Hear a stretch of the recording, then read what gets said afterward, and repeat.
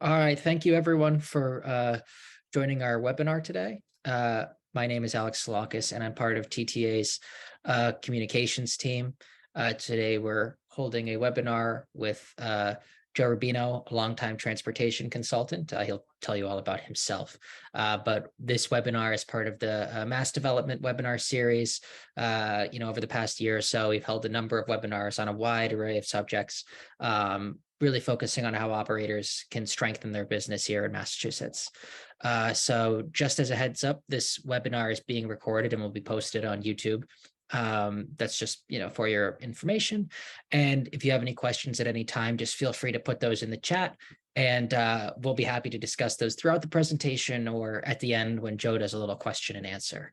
But that's it for me. Without further ado, I'd love to pass it over to Joe, who will tell you a little bit about himself and walk through his presentation. So Joe, take it away. All right, thank you, Alex. So as you can see on the first page here, that the subject is growing your business both vertically and horizontally. Now, I will tell you that if you attended sales conferences in your career, this may mean something different depending upon the person you're hearing speaking. But what you're going to hear today is my definition of vertical growth and horizontal growth. As we cover this topic, you will see that there were two different things. Okay, so as we go to the next slide, you will see that the name of my company is Joe Rubino Transit Consulting. You'll see I'm in St. Augustine, Florida. I'll tell you a little bit about myself. Perhaps you know who I am or have heard me speak before. If you haven't, let me give you a little bit of a background. So I've been in this industry for almost 49 years. In March, 3 months from now, March of 2023, will make 49 years since I entered the industry as a taxi driver in March of 1974. Now, prior to me getting into this industry, I was actually a teacher, a high school teacher, and I taught English and journalism. I taught English, creative writing, journalism, and everything else an English professor teaches. But I also, after I did that for 2 years, I actually drove a taxi because I wanted to become a broadcaster, and I put myself through broadcasting school in 1973. I wanted to work in TV and radio, and I immediately got a job, both TV and radio reporting. I did sports and I did news, but I wasn't making a lot of money, and so I kept driving a taxi whenever I could. I drove at night, on weekends. As 1973, 1974, 1975 went by, I was enjoying the journalism industry, but I wasn't making too much money, and I really was falling in love with the transportation industry. And I was offered a job, and I switched careers and I took it. So in 1976, I became the manager of a small company. We only had about 45 cars. Most were taxis, some were airport shuttles and things of that nature. But the company grew, and I won't bore you with the whole thing, but over a long period of time, we grew it into over 700 vehicles, of which were about 340 were taxis. Another 300 were vehicles you could use for non-emergency medical or paratransit. We also had buses, limousines, shuttles, courier vehicles, and just about everything else you could ever imagine. And so it was a great learning experience for me. And so in 2002, I became a consultant. I formed this company, Joe Rubino Transit Consulting, and for 20 years now, I've been providing consulting for a lot of clients all over the country, including in Massachusetts. And I also provide expert witness services. I work as an expert on legal matters. All right, so let's go to the next slide here, and we will see that I'm going to be talking about growing your company. Now, growing your company does not just mean adding vans and drivers. Growing your company means adding revenue on your top line and profits on your bottom line. So if you're not making more money while you're growing, you're not really growing. This is important because if you are for example, a taxi company, and you have leased drivers. You can grow your company just by leasing more cars to drivers, and hopefully, they're paying you a lease, or they're paying you a rental, or leasing your medallion, or the car, whatever it is, and that's your income. But if you are a company that uses employee drivers, even in part of your business or in all of your business, growth means building revenue and profits. But it's important because just because you add a vehicle, a non-emergency medical vehicle, or a paratransit vehicle, or a shuttle vehicle, or a bus, doesn't mean you're going to make any money. You have to make sure that you have the requisite revenue to add to that vehicle when you put the vehicle on. In my company that ran in Miami, for all of our employee vehicles, we never put an employee and driver and vehicle on the road unless we could guarantee about $1,500 a week income for that vehicle. That means we had a kind of a template where we knew how much money it was going to cost us to put a vehicle on the road, between the driver's salary, driver's fringe benefits, the vehicle, the fuel, the insurance, all that stuff. And we knew that was $1,100, $1,200, $1,300 a month. So unless we had $1,500 a month, $1,600 a month, $70 a month worth of new business, we wouldn't put a driver on. We would try to squeeze that work into other drivers. So that's important to remember. So if you're going to be a successful business, you have to be committed to an ongoing program of growth. You just can't once a year say, I think we'll look for some new business. You got to be in a mode, because sometimes these opportunities will appear to you out of the blue. Sometimes they'll be brought by one of your drivers or one of your employees, or you'll get a client who'll call you, will ask you if you do a certain service. So you have to be in full-time growth mode. And that means you must have a full-time business development component. It does not mean you need a full-time salesperson. You just need a process and a procedure, and you need a product champion. That means you need a person who can always respond to whatever growth opportunity you have. It doesn't mean you have to have the same product champion for every service.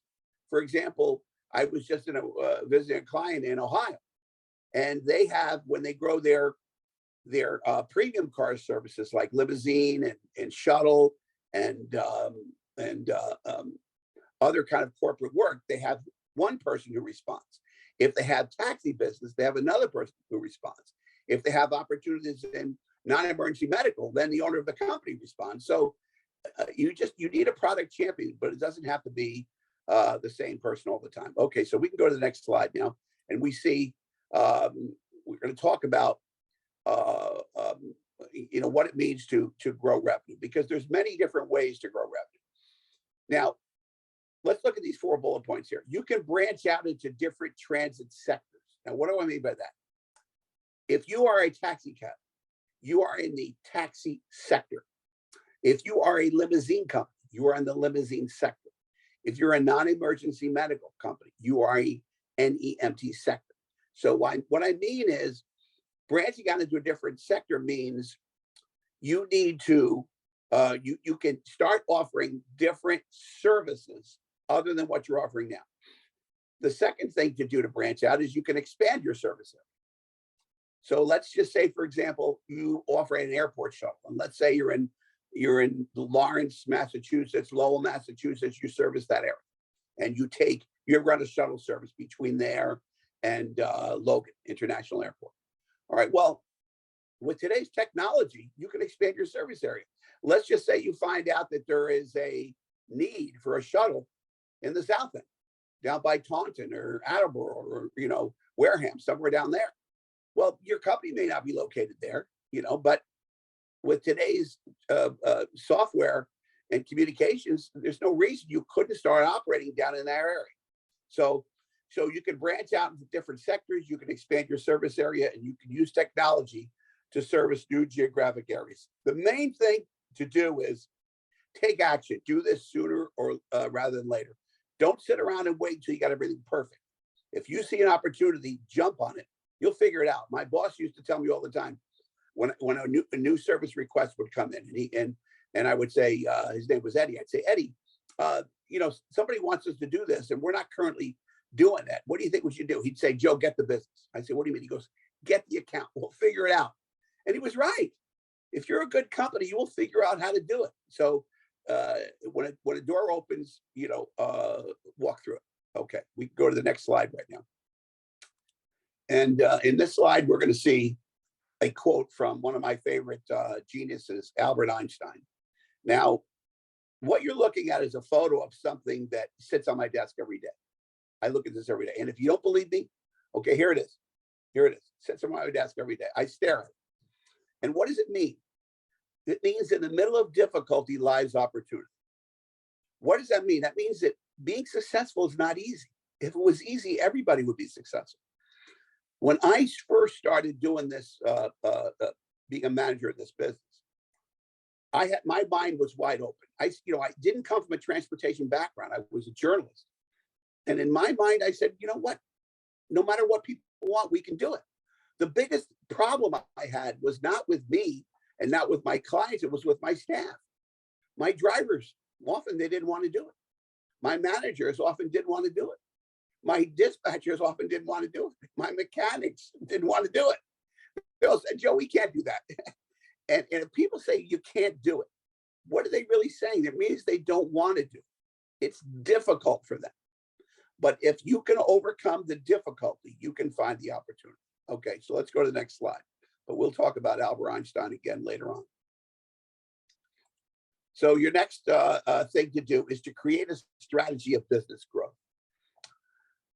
This is a very interesting thing, and this is probably the key slide in this, or at least one of the key slides in this entire presentation.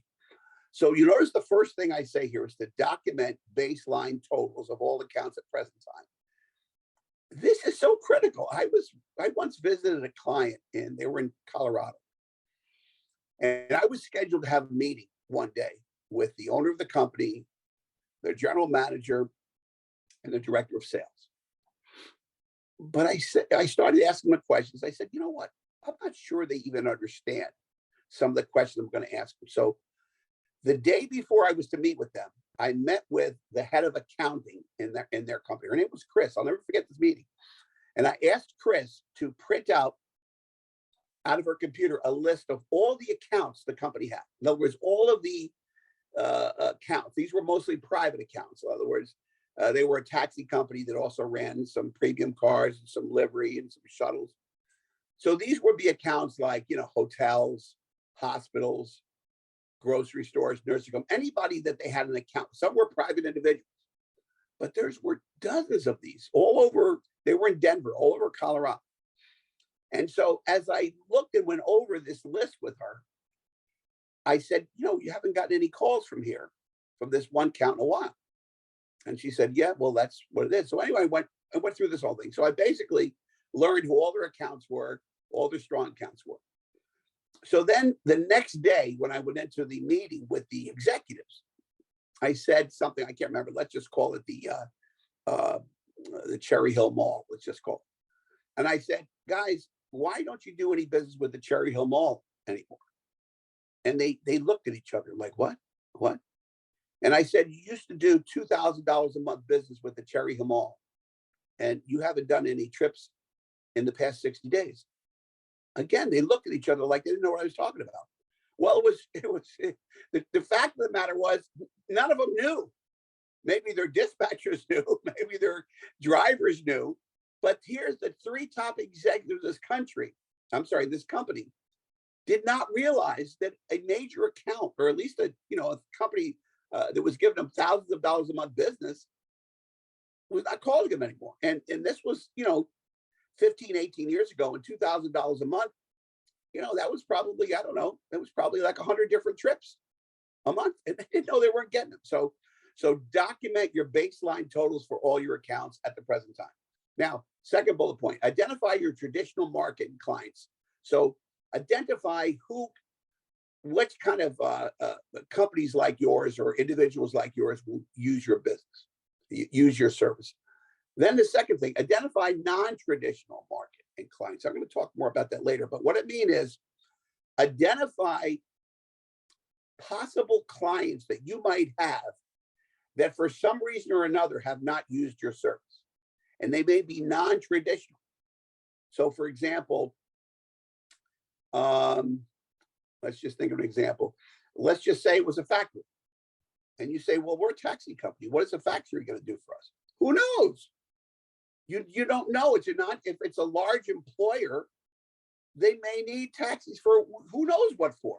But if they have hundreds of people working their building all day long in some factory, out and or out around outside outskirts of town, who knows whether they're going to need service. The point is, a lot of people there, and you never know. People might get hurt in the job. They may need to make deliveries. Who knows what they need? So that's what I call a non-traditional market. Now, next bullet point, identify your local public sector contracting opportunities. So by public sector, it means government. That means figure out your city, your agency, your county, your state, any public sector contracting opportunities. You can usually go on a thing called rfp.com. Actually it's called findrfp.com and enroll. But there's lots of other things you can do. You can just contact every local governmental agency and ask to be on their bid list. It's that simple. It doesn't cost anything.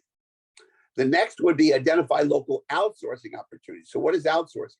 Outsourcing is when an entity is operating a service by themselves and they're not a transportation company. So this might be a school who's operating their own school buses, or a hospital that's operating their own shuttle services, or a nursing home or a adult living facility that's operating its own vans with wheelchair vans to take people. Those are outsourcing opportunities.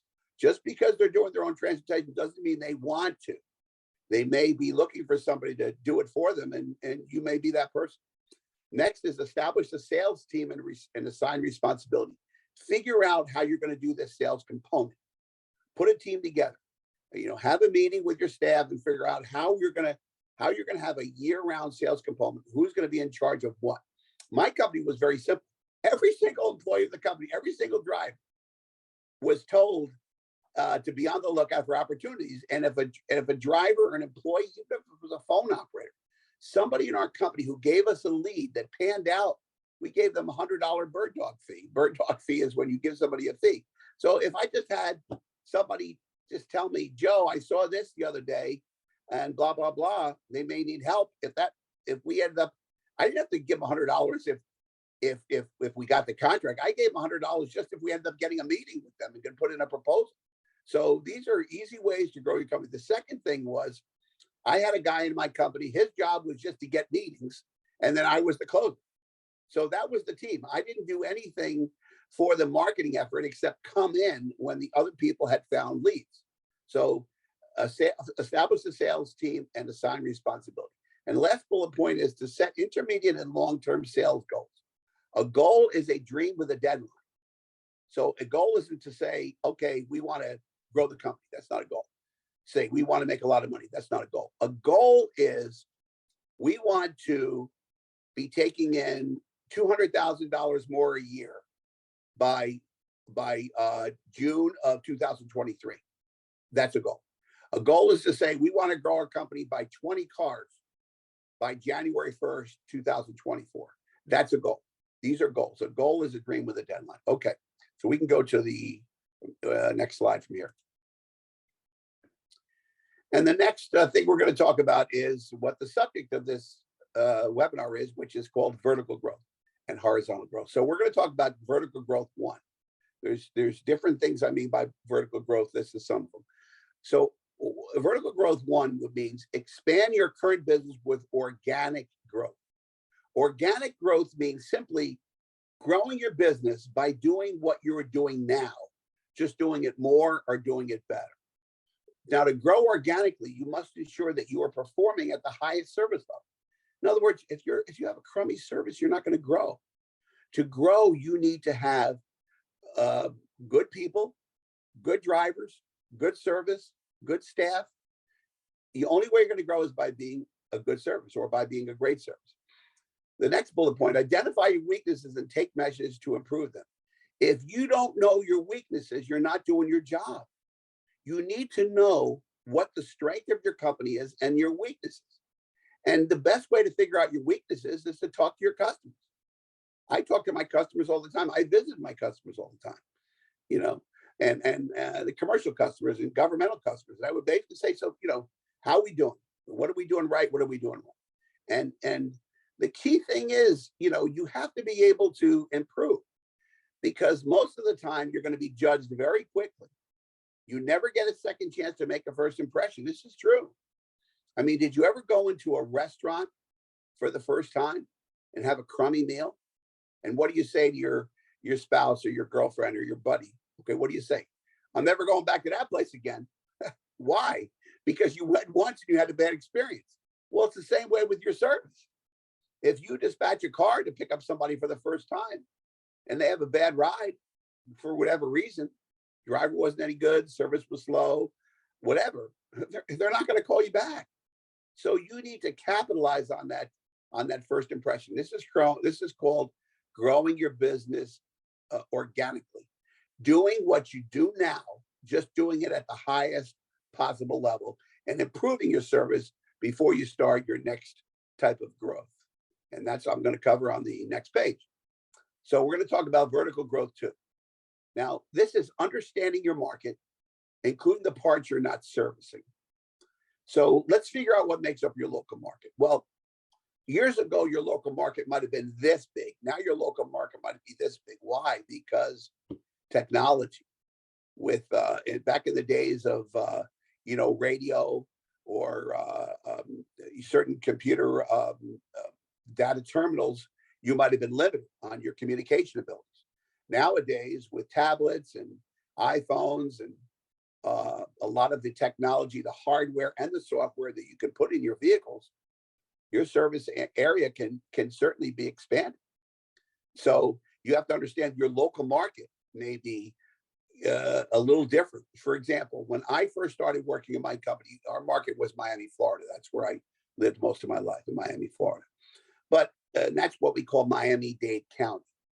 But we started soon expanding into the counties next to it. We expanded north into Broward County, which is where Fort Lauderdale is. We expanded even more north into Palm Beach County, which is where Boca Raton and West Palm Beach, Jupiter, cities like that are. And then we even expanded south into Monroe County, which is the Florida Keys. And it's because it's really not that difficult if you have technology. You can figure out how to service vehicles or figure out how to get drivers to those areas. But if you can do something in your immediate area, you can do it in a little bit larger area. The next thing is to identify your competition and analyze those companies. This is not as easy as you think. A lot of people don't know who their competition is. I'll give you an example. Back in the 90s, early 2000s, I don't remember. I was in Miami, but I was visiting another company in the Tampa, Florida, Clearwater, St. Petersburg area, the west coast of Florida. And I was traveling around with the person who was the head of their business development, and she was telling me, "Oh, we have this account, we have this account, we have this account." So we're visiting a hospital. This story happened exactly as I'm telling you. So we're visiting this particular hospital where they were saying they have a lot of business out of it. And we're standing outside the hospital with somebody who worked at the hospital. I can't remember who he was. I think he was maybe the head of security or the valet or somebody. And they were talking about how much this hospital loved this woman's company. Well, all of a sudden, a vehicle put in. It was a van, and it had a different company's name on it. And I turned to the woman and I said, "Who's that company right there?" And she says, "I don't know." She didn't know. They were picking up people. People got in the van and drove away. So we started walking around the building. It was a big campus. We had a lot of different entrances. And all of a sudden, we're stopped in front of the main entrance. The other one was at the emergency room. We stopped in front of the main entrance. Another vehicle pulls in. And it didn't have any marking. It didn't have anything on the side of it. It didn't say what the name of the company was. It was a plain marked. I think it was a minivan. And I said to her, "Who's that picking up there?" And she goes, "I don't know." Well, you could tell it was a company. The driver had a uniform on. He had a radio or something in his hand. I can't remember. And so in 10 minutes, I recognized that she had competition for what she thought was her customer. So you have to figure out what your competition is. And the reason it's hard to know sometimes is because if you are a taxi company, for example, You may know all the other taxi companies, but do you know other companies that are doing similar work to yours? So if you're doing non-emergency medical service, for example, Medicaid trips, non-emergency Medicaid trips to a broker, you may know the other taxi companies that are doing it, but do you know all the other companies that are doing it if they're not taxi companies? That's a perfect example. So identify those at your competition, analyze those companies, and if they have business that you don't have, well, what are they doing better? What are they doing better than you? And they might be doing something better than you, and it'd be nice to figure out why.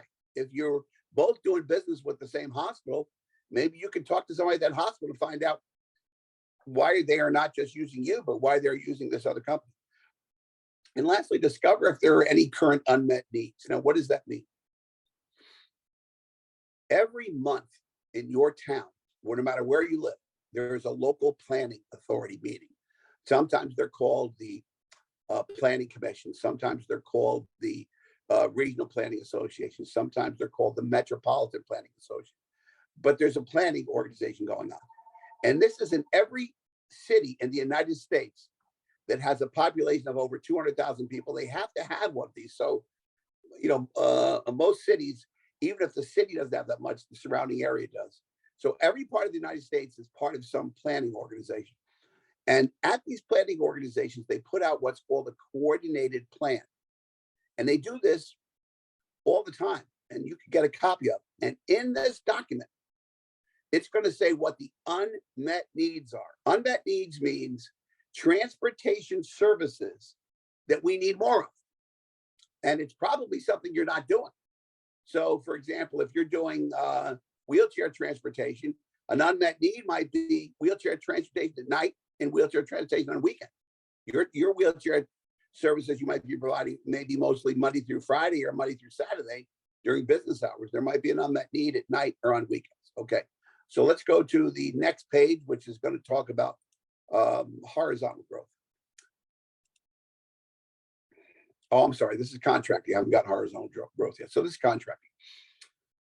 Contracting could be in any form. Contracting could be with governmental agencies. It could be with non-emergency medical brokers like Logisticare or Veo or MTM or Southeast Trans or any of these other brokers. Or it could be could be a paratransit service, could be your local city, your local county. So those are government contracting. And that's what we call G2B, government to business. The government contracts with you. You are the business, they are the government. But there's a lot of contracting in what we call B2B, which is business to business. I referred to them a little bit earlier by talking about hotels, hospitals, nursing homes, schools, shopping malls. There's lots of different airports. There's lots of different businesses that can hire you and do contracting. So you need to get yourself on these bid lists. Now, I referred to this earlier. There's a service called findrfp.com. There's also one called Onvia, spelled ONVIA. There's other. If you just go on Google and type in, how do I find RFPs? It'll probably give you a lot of different listings. So what is an RFP? An RFP is a request for a proposal. Sometimes they're called RFQs, which is request for qualifications. Sometimes they're called RFIs, which are requests for information. All of them basically mean different levels of the same thing. This entity, whether it's a governmental entity or a private entity, wants to put out a contract. And to do so, they put out an RFP. So they will see who's interested in bidding this contract. So you need to improve your contracting component, you need to aggressively go after these contracting opportunities. And the other thing is to identify under the radar opportunities that you and your competitors do not even know exist. And by under the radar, what I mean is sometimes organizations have a need, but they don't put out that need because they don't recognize that there is somebody who can do this, can fulfill this need. Here's an example. So my company in Miami throughout the 70s and the 80s, we were doing a lot of governmental contracting work. And we did it through paratransit. We did it through non-emergency medical. We did it through elderly services, lots of different things, some school transportation. Well, one day we saw these vehicles and they belonged to a large health organization, an HMO, an health maintenance organization. And we approached them and asked them, what are these vehicles you're running? And they said, well, we offer transportation services as a benefit. And it was owned by Humana, actually. We offer transportation services as a benefit to our customers. And I said, well, we can do that for you. And they looked at me and they said, well, we didn't know that. So in other words, when they went to put on their transportation service, it never even occurred to them to hire a company like ours, because they thought, well, transportation is easy. We can do that. Let's just buy a few vans and hire a few drivers. And that's how they did it. They were doing a crummy job. And we improved their service by offering our hardware, our software, our training programs, and our maintenance programs, and all this stuff. We ended up running their program and making it a lot more productive. Well, once we recognized this, we started approaching every medical organization in town, hospital, insurance companies, nursing homes, clinics, and everybody that had their own transportation. We started asking them, well, we can do that for you. So that's what we called outsourcing. I referred to this earlier, but this was under the radar. What it means were these people were not putting out RFPs. These were people were not calling up providers like my company and asking if we could do the service. They just didn't think anybody would do it. So this is what I meant by under the radar. Okay, so now let's go to the next page.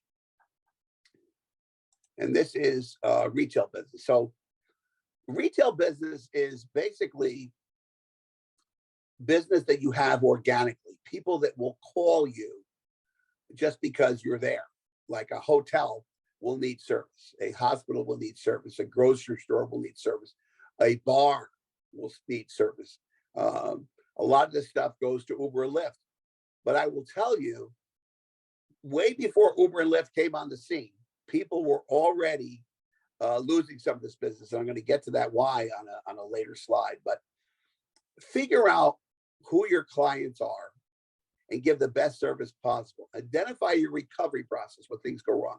And what I mean by this is, I judge a company not by whether or not they have a problem, and that would be any company, whether it's a hotel, a restaurant, Home Depot, grocery store, whatever. I don't identify them or I don't judge them by how things go wrong. I judge them by what did they do when things go wrong. So if your meal is bad in a restaurant, does the manager come over and make it right? If you have a problem in the hotel, does the hotel manager give you a discount? Say, I'm sorry, Mr. Rubino, we'll send this up to your room, blah, blah, blah, blah, blah. So recovery process is very important. You're going to have problems as a transportation company. You're going to have customers that get angry. What are you going to do when they get angry? All right. What are you going to do when they get upset? What are you going to do when they're dissatisfied?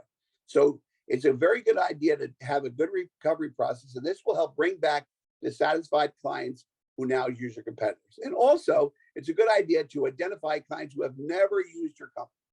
So this is part of the recovery process. And this is what you need to do in your retail business.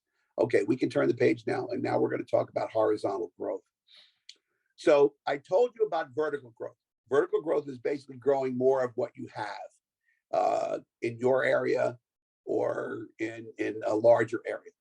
But horizontal growth is a little different. Horizontal growth is to expand by offering new service modalities in your current service area. So, and you could do this locally and you could do this regional. So what do I mean by service modality? I referred to this a little bit earlier in the presentation. If you are a taxi company, you're basically a taxi service. Now, if you get into non-emergency medical transportation, you're giving a different service, but you're not a different modality. To have a different modality, different model, you have to put vehicles on the road that are not taxis. So you would put on another type of a vehicle. You would put on a non-emergency medical vehicle. And this is important to grow horizontally. Why? You have to offer different services. You just can't offer the same services all the time. So you have to offer a different service and with different vehicles. And let me tell you, if you have a versatile fleet and good software, you can do this. Nowadays, software is created that can run any type of service. You can run on the same software, you can run a taxi business, a limousine business, a paratransit business, a non-emergency medical business, a shuttle service, a bus company. You can run most of them on the same software if it's you buy the right software. The other thing is versatile vehicles. I mean, if you have, let's say, a minivan, you can use that minivan for taxis, or you can use it for non-emergency medical, or you can use it for paratransit, or you can use it for an airport shuttle, or you can use it for a general form of livery. So have a vehicle and a fleet of vehicles that are versatile, can do many things. This will help you grow your business horizontally. Use your knowledge and experience to develop new local market offerings. The main thing is you have to have an open mind. Remember what I said earlier in this presentation. If sometimes it's going to be difficult, for your staff. You may want to grow and your staff will say, oh, we can't do that. No, you have to do this. And one of the things to grow is you have to stop going to clients and saying, well, we can do this, and we can do this, and we can do this. Stop telling potential clients what you can do for them. What you need to do is ask them what they want. And here's a perfect example. I used to do business with a lot of hospitals. And one day I went to them, I said, what service, we're already doing the taxi work for you. We're already doing hospital discharges in wheelchair vans. We're already running your parking lot with your shuttles, with shuttle services. We're already taking your people in for, dialysis and physical therapy and all these things. What other services do you have? What can we do for you? And the guy said, Joe, we're trying to grow this a drug addiction treatment center. The problem is we have these meetings at night and we can't get any transportation to these people at night. Well, I'm thinking, wait a second, my vehicles are working mostly daytime. I would love to do night business. So I would have vehicles that service the hospital patients during the day. And then at night, we would use these same vehicles and we would pick up these people going through addiction and they're on treatments, methadone, all these other services. And we would bring them into the hospital and they would have meetings. We would do this twice a week.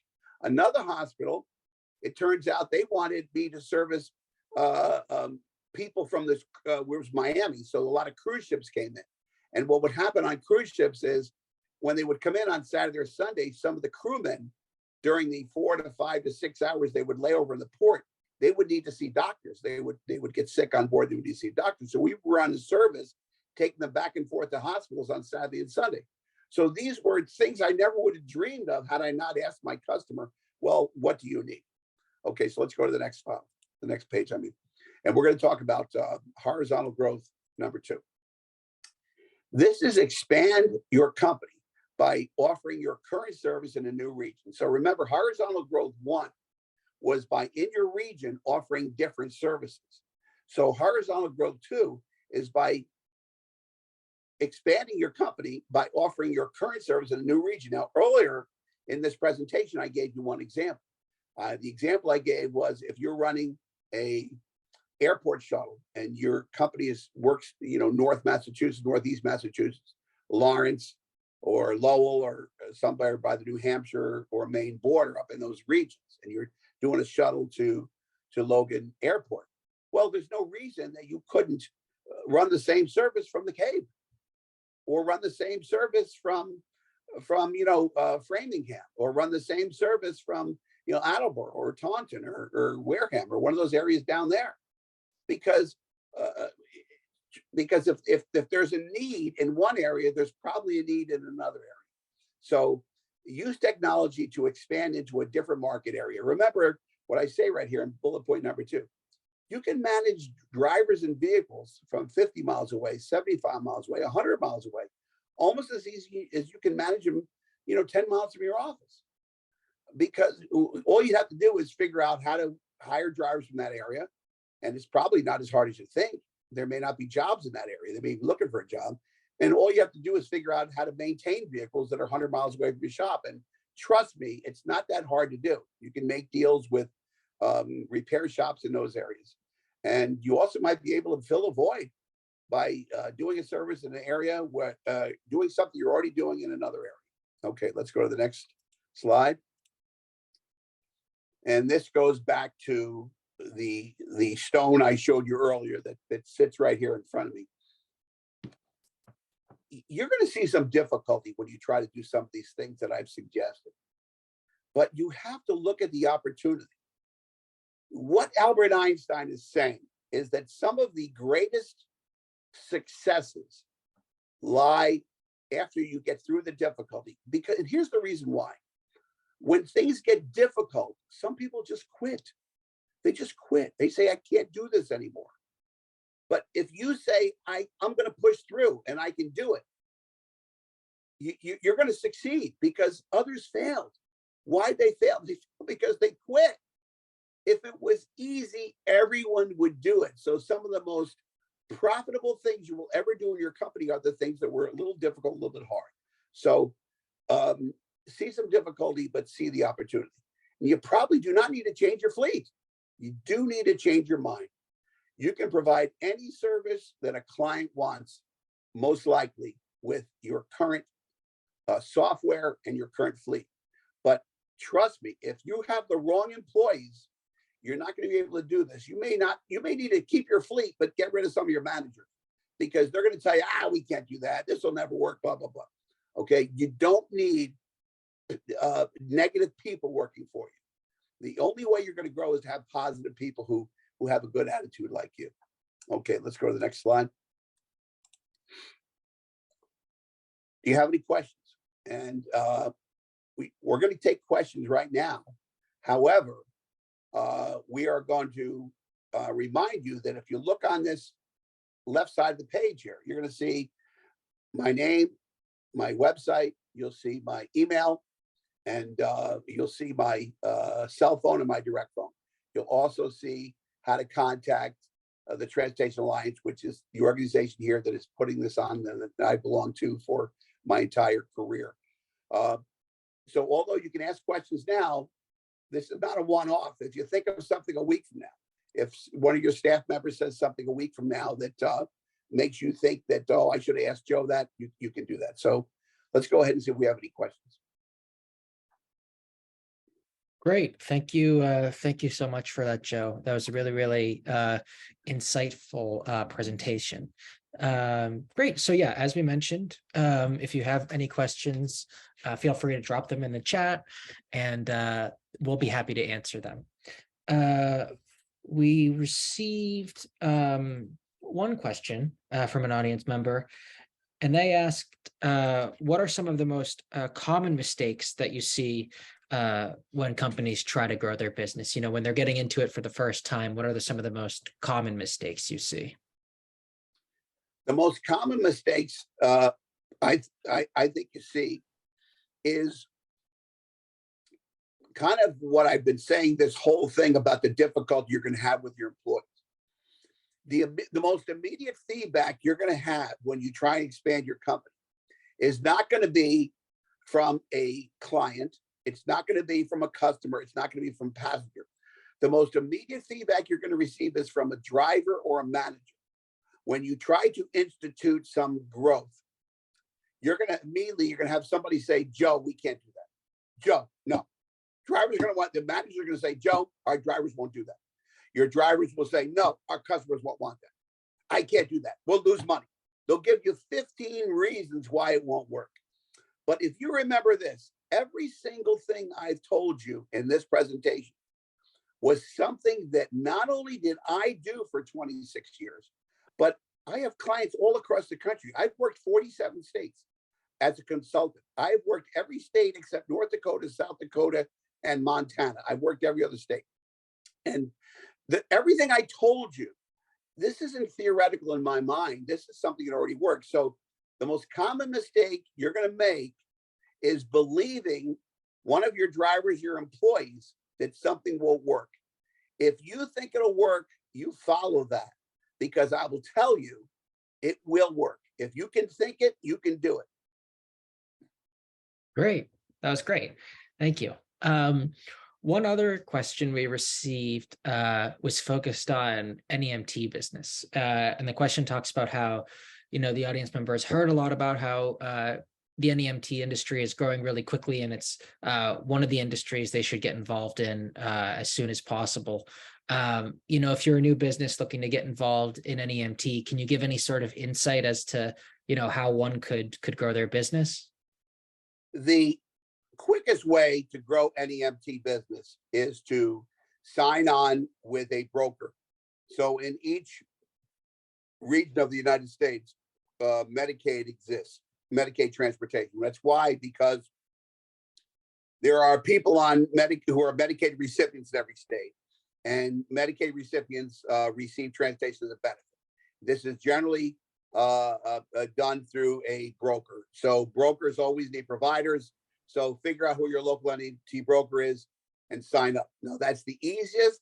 It's also the laziest, and also maybe the way that gets you work, but not profitable work. Because remember, companies like Logistic Care, which is now called Motive Care, and Veo and MTM and all these other brokers, the less they pay you, the more money they make, because they're capped. Medicaid will pay them X amount of dollars per member per month. So in other words, the more rides that Medicaid member takes, the less money Logistic Care or MTM make.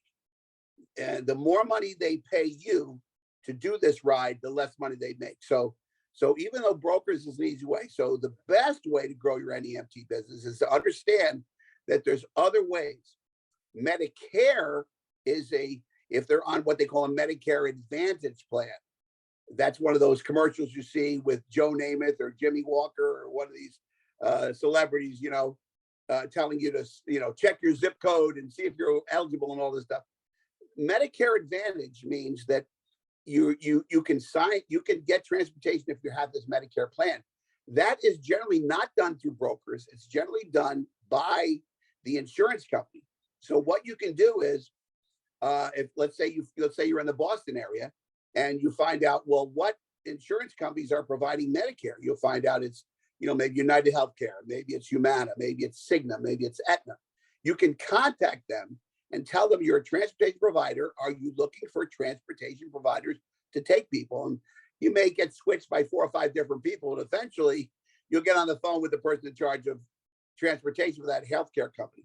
The other thing is a lot of people are paying out of their pocket for transportation. In other words, they're paying cash or credit card or by check, or whatever. And the reason for this is it's very expensive to put mom or dad in a nursing home. Very, very expensive. It's much less expensive to keep them at home and bring in their services like home health agencies, nursing agencies. Well, they're still going to need to get to the doctors. They're still going to need to get to the grocery store, and how? With you. So there's opportunities for private services, private contracts with families. You think that you may not realize this. I have clients in areas of Florida, for example, there's a lot of retirees that are doing hundreds of thousands of dollars of business per year. And the way they do it is they just go into these healthcare facilities and they just put up little brochures or business cards, whatever, or they just see people, they hand out business cards. Hi, here, you're visiting your mom. Hi, I see you're bringing your mom in, we can take it, that kind of thing.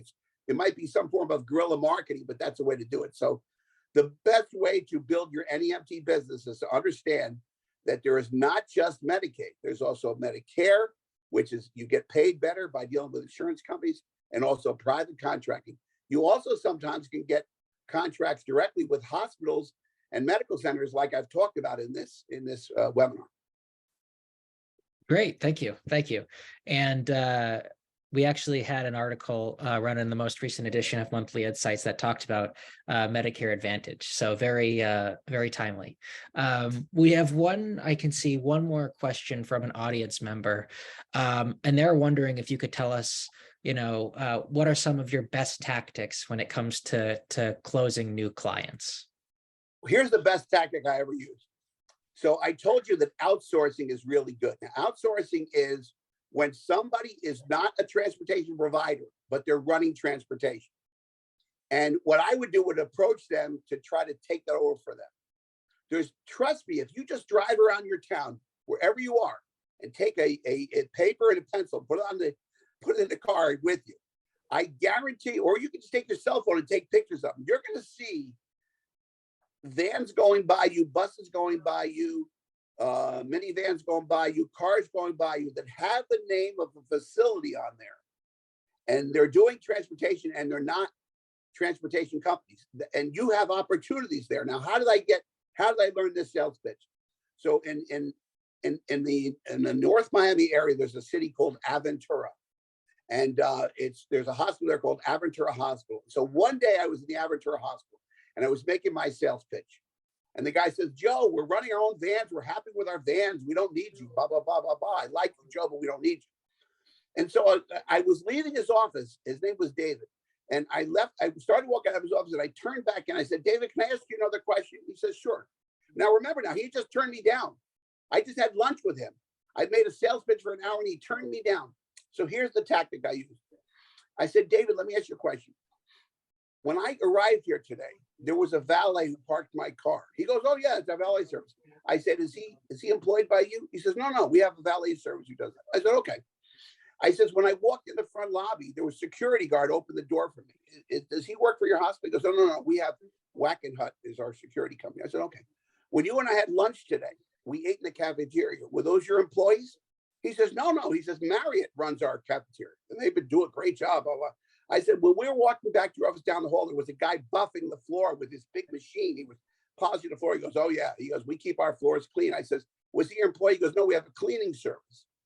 I said, I didn't tell you this, but when I parked my car, when I arrived here, I saw a big truck outside that said, premium linens. Is that your truck? He goes, no, that's a linen company. I said, what do they do? He goes, well, all the sheets in the hospital have to be washed. He goes, we have a linen company. I said, so let me ask you a question.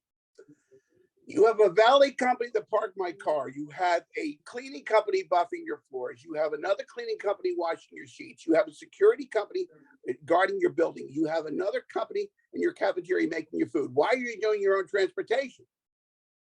And I shut up. And I remembered something I read from this salesman named Zig Ziglar. He says, whenever you ask for the sale, he goes, ask for the sale and then shut up. He goes, the next person that speaks loses.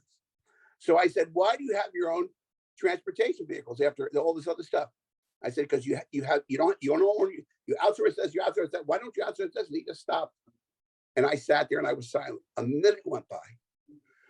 2 minutes went by. I'm not kidding you. 3 minutes went by. And he finally looked at me and said, Joe, I don't know. He goes, I don't know why we have our own vans. I said, that's correct. I said, you don't know. I said, you probably have your own vans because you didn't think there was a company out there like me who could do it better than you. He goes, you know what? Give me a proposal. That was my first client. I ended up getting 27 different hospitals in Miami after that. And he became my best friend. And he ended up recommending me to the board of directors of the South Florida Hospital Association. I was the only one on the board who was the CEO of a hospital. And all started from that conversation where I just said to him that question. So that's the tactic you use. You find out, you see what his answer is, and then you find out why they're willing to hire all these other things, but not why they're doing transportation themselves. Trust me, it works. Great. No, that was fantastic. That was a great story, and really appreciate your insights. Great. Well, I don't see any more audience questions, and we're nearing the top of the hour. So I think we'll wrap up now. Just want to say thank you, Joe, for joining us, and thank you to all of you in the audience for joining us. If you have any questions, Joe's info is up, so feel free to contact him or contact us at the Transportation Alliance. You can simply reach out to info@thetransportationalliance.org. You can also, go online to our website, and this will be posted on YouTube as well. So feel free to give it a watch there. Great. So thank you again for joining us, and we look forward to seeing you again. Okay, bye.